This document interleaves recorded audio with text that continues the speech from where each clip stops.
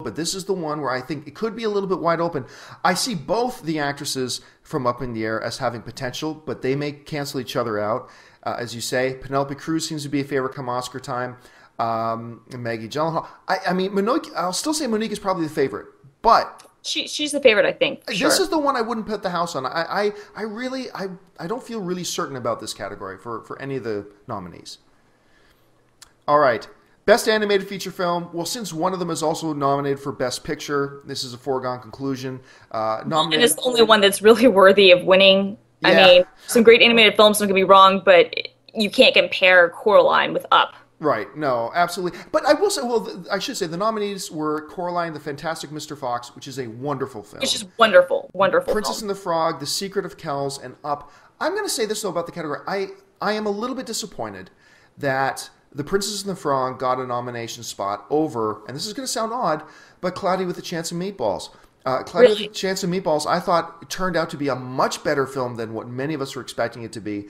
Very cute, wonderful characters. It was funny. It was endearing. And overall, although I very much liked The Princess and the Frog, I thought Cloudy with a Chance of Meatballs was a better film, and I'm a little bit disappointed that Princess and the Frog got the nomination spot instead of Cloudy with a Chance of Meatballs. But that's just me.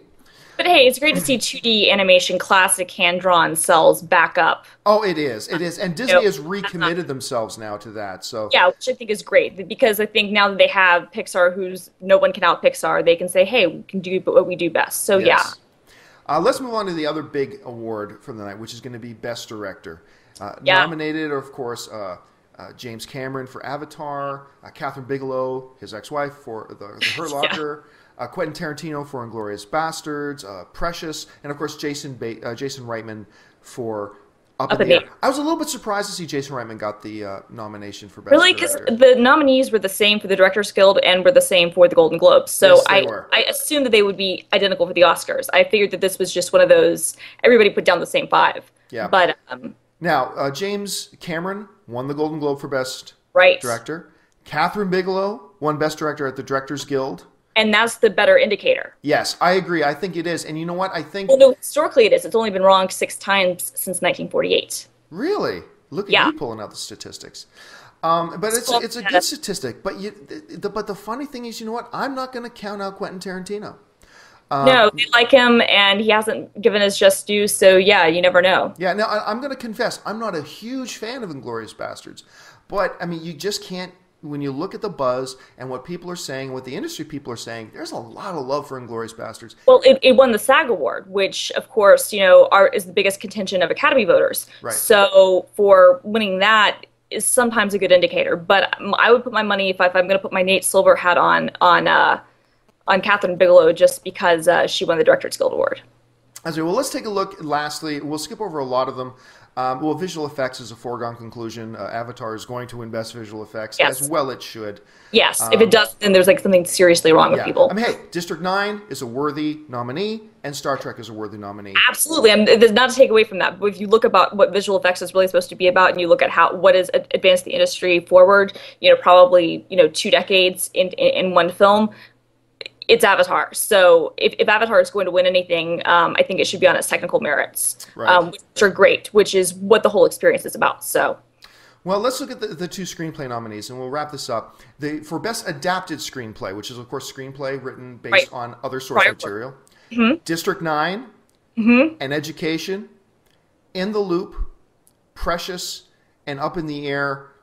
I don't foresee how Up in the Air doesn't win this. No, I'm surprised that The Blind Side was not nominated, to be honest. It was nominated for Best Picture, but it was not nominated for Best Adapted Screenplay. And honestly, I think that would have been an interesting thing, because it went from a very analytical book that had a very strong story component, but it's an analyzation of the back end line and football.